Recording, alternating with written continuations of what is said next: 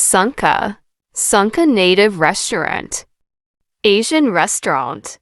Day Esperanza Road, Cordova, Cebu. Dine by the pond today.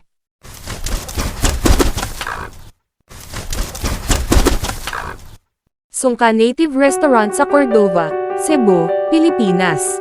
Sungka Native Restaurant sa Cordova, Cebu ay isang bagong bukas na restoran na may pondong puno ng koi.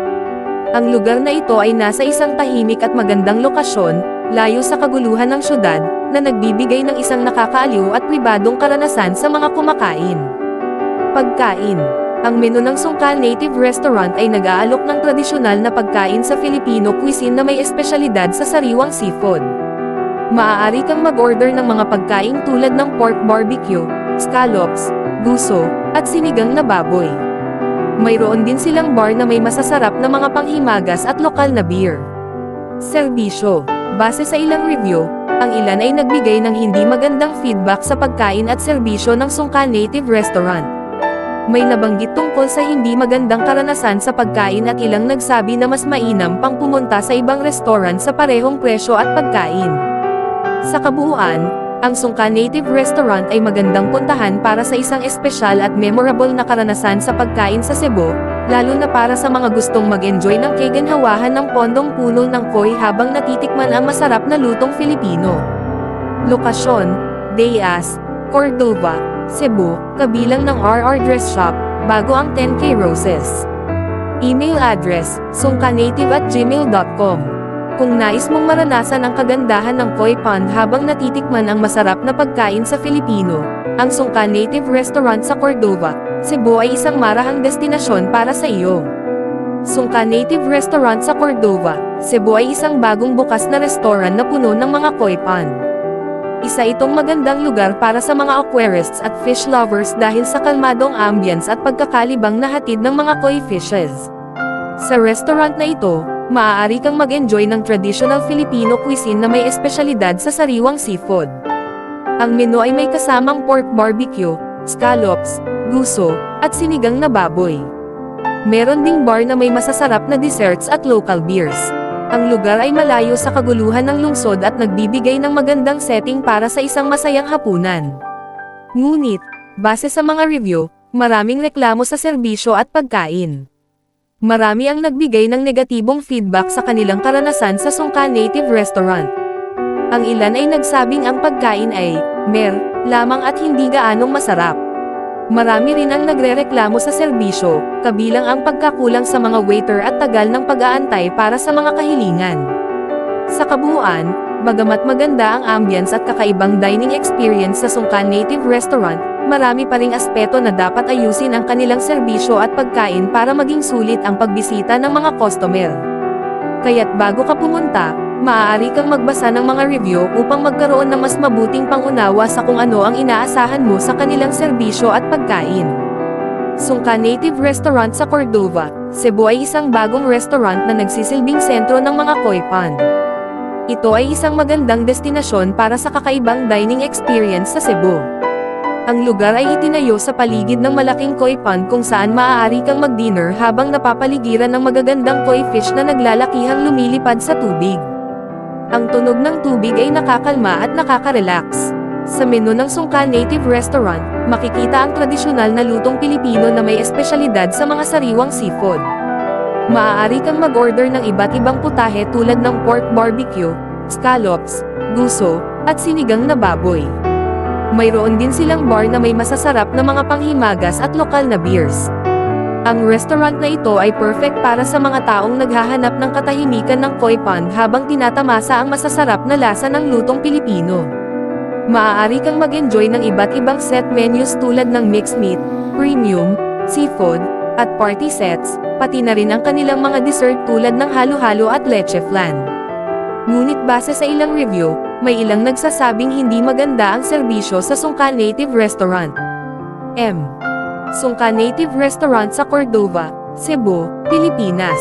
Sungka Native Restaurant sa Cordova, Cebu ay isang bagong bukas na restoran na may pondong puno ng koi.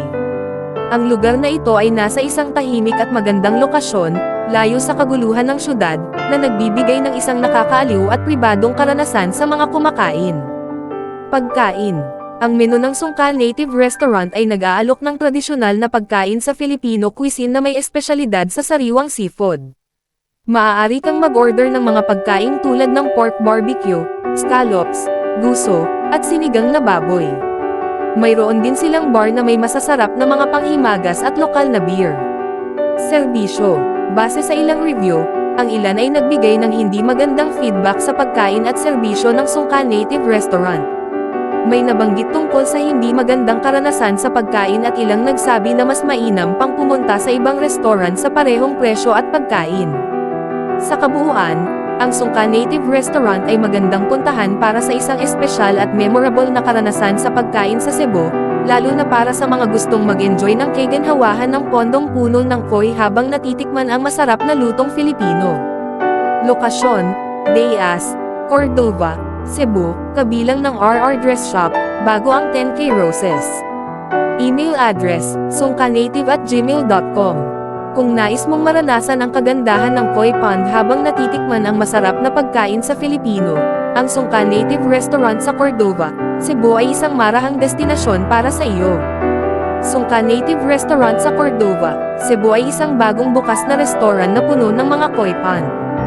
Isa itong magandang lugar para sa mga aquarists at fish lovers dahil sa kalmadong ambience at pagkakalibang na hatid ng mga koi fishes. Sa restaurant na ito, maaari kang mag-enjoy ng traditional Filipino cuisine na may espesyalidad sa sariwang seafood. Ang menu ay may kasamang pork barbecue, scallops, guso, at sinigang na baboy. Meron ding bar na may masasarap na desserts at local beers. Ang lugar ay malayo sa kaguluhan ng lungsod at nagbibigay ng magandang setting para sa isang masayang hapunan. Ngunit, base sa mga review, maraming reklamo sa serbisyo at pagkain. Marami ang nagbigay ng negatibong feedback sa kanilang karanasan sa Sungka Native Restaurant. Ang ilan ay nagsabing ang pagkain ay mer lamang at hindi gaanong masarap. Marami rin ang nagrereklamo sa serbisyo, kabilang ang pagkakulang sa mga waiter at tagal ng pag-aantay para sa mga kahilingan.